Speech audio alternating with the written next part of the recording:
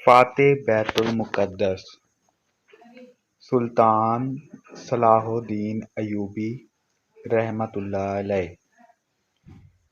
قسط نمبر 14۔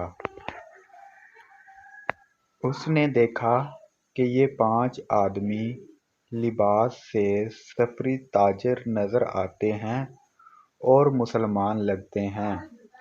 لڑکی ان میں سے ایک کی ٹانگوں کو دونوں بازوؤں میں مضبوطی سے پکڑے بیٹھی ہوئی تھی۔ مشعل کے ناچتے شعلے میں اس کے چہرے پر گھبراہٹ اور خوف نظر آ رہا تھا۔ اس کا سینہ ابھرا اور بیٹھ رہا تھا، اس کی سانسیں بری طرح اکھڑی ہوئی تھیں۔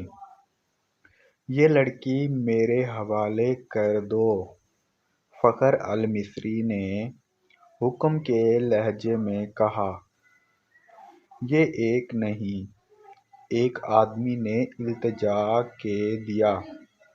ہم نے تو 7 لڑکیاں تمہارے حوالے کی تھیں۔ اس کے لہجے میں آپ اسے لے جا سکتے ہیں۔ نہیں۔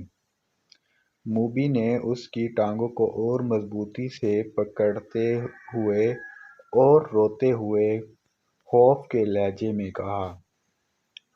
میں اس کے ساتھ نہیں جاؤں گی۔ یہ لوگ عیسائیوں سے زیادہ وحشی ہیں۔ ان کا سلطان انسان نہیں، سانڈ ہے، درندہ ہے۔ اس نے میری ہڈیاں بھی توڑ دی ہیں۔ میں اس سے بھاگ کر آئی ہوں۔ کون سلطان؟ فخر نے حیران ہو کر پوچھا۔ وہی جسے تم صلاح الدین ایوبی کہتے ہو، موبی نے جواب دیا۔ وہ اب مصر کی زبان بول رہی تھی۔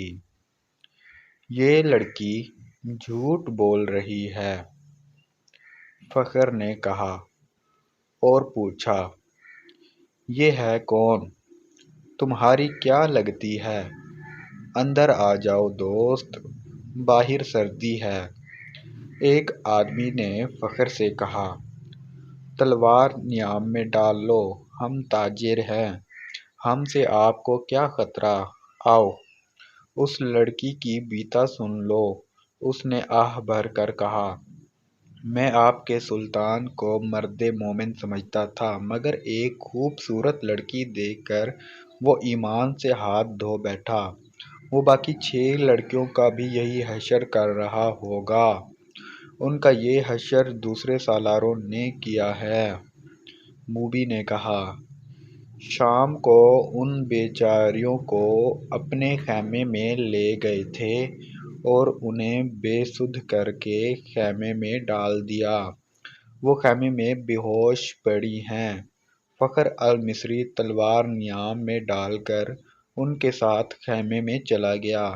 اندر جا کر بیٹھے تو آدمی نے آگ جلا کر قہوے کے لیے پانی رکھا اور مس میں جانے کیا کیا ڈالتا رہا۔ دوسرے آدمی نے فخر سے پوچھا کہ اس کا رتبہ کیا ہے۔ اس نے بتایا کہ وہ کماندار اور عہدے دار ہے۔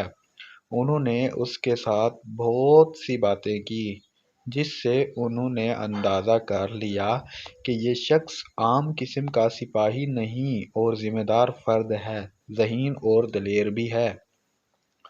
ان لوگوں میں سے ایک نے کرسٹوفر جو تھا، فخر کو 7 لڑکیوں کی بالکل وہی کہانی سنائی جو انہوں نے صلاح الدین ایوبی کو سنائی تھی۔ انہوں نے فخر کو یہ بھی بتایا کہ سلطان ایوبی نے ان کے متعلق کیا کہا تھا۔ ان لڑکیوں نے سلطان کو پیشکش بھی کی تھی کہ وہ اپنے گھروں کو تو واپس نہیں جا سکتیں اور عیسائیوں کے پاس بھی نہیں جانا چاہتیں، اس لیے وہ مسلمان ہونے کے لیے تیار ہیں، بشرط یہ کہ کوئی اچھے رتبوں والے عسکری ان کے ساتھ شادی کر لیں۔ ہم نے سنا تھا کہ سلطان صلاح الدین ایوبی کردار کے لحاظ سے پتھر ہے۔ ہم ہر روز سفر پر رہنے والے ہیں، انہیں کہاں ساتھ لیے پھرتے رہیں گے؟ انہیں سلطان کے حوالے کر دیا گیا، مگر سلطان نے اس لڑکی کے ساتھ جو سلوک کیا وہ اس کی زبانی سن لو۔ فخر المصری نے لڑکی کی طرف دیکھا تو لڑکی نے کہا۔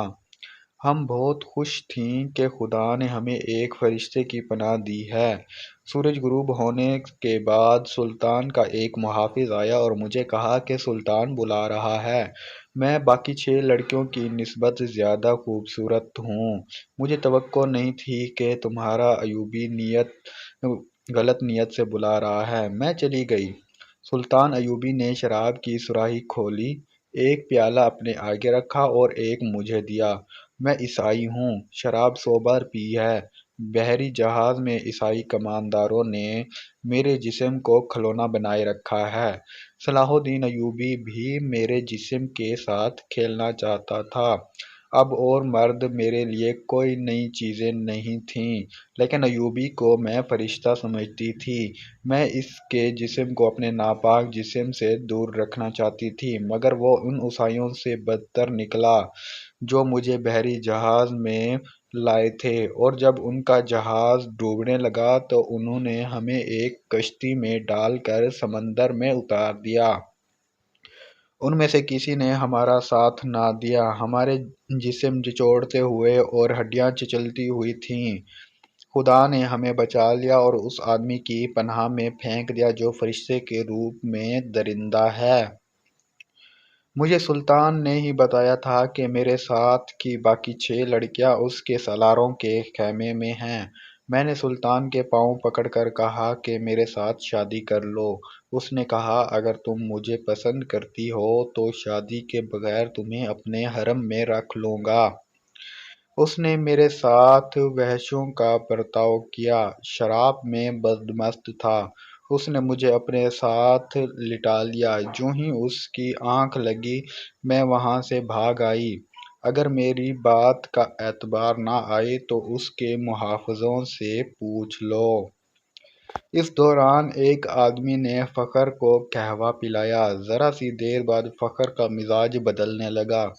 اس نے نفرت سے قہقہا لگایا اور کہا ہمیں حکم دیتے ہیں کہ عورت اور شراب سے دور رہو، اور خود شراب پی کر راتیں عورتوں کے ساتھ گزارتے ہیں۔ فخر محسوس ہی نہ کر سکا کہ لڑکی کی کہانی محض بے بنیاد ہے، اور نہ ہی وہ محسوس کر سکا کہ اس کا مزاج کیوں بدلا ہے۔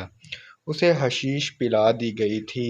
اس پر ایسا نشہ طاری ہو چکا تھا جسے وہ نشہ نہیں سمجھتا تھا۔ وہ اب اپنے تصوروں میں بادشاہ بن چکا تھا۔ لڑکی کے چہرے پر مشعل کے شعلے کی روشنی ناچ رہی تھی۔ اس کے بکھرے ہوئے بال بھورے سیاہی مائل چمک رہے تھے۔ وہ فخر کو پہلے سے زیادہ حسین نظر آنے لگی۔ اس نے بے تاب ہو کر کہا تم اگر چاہو تو میں تمہیں پناہ میں لیتا ہوں۔ نہیں۔ لڑکی ڈر کر پیچھے ہٹ گئی اور بولی تم بھی میرے ساتھ اپنے سلطان جیسا سلوک کرو گے۔ تم مجھے اپنے خیمے میں لے جاؤ گے اور میں ایک بار پھر تمہارے سلطان کے قبضے میں آ جاؤں گی۔ ہم تو اب دوسری 6 لڑکیوں کو بھی بچانے کا سوچ رہے ہیں۔ اس ایپیسوڈ کا دوسرا پارٹ اگلی ویڈیو میں دیکھیں اور ہمارا چینل سبسکرائب کر لیں۔ شکریہ۔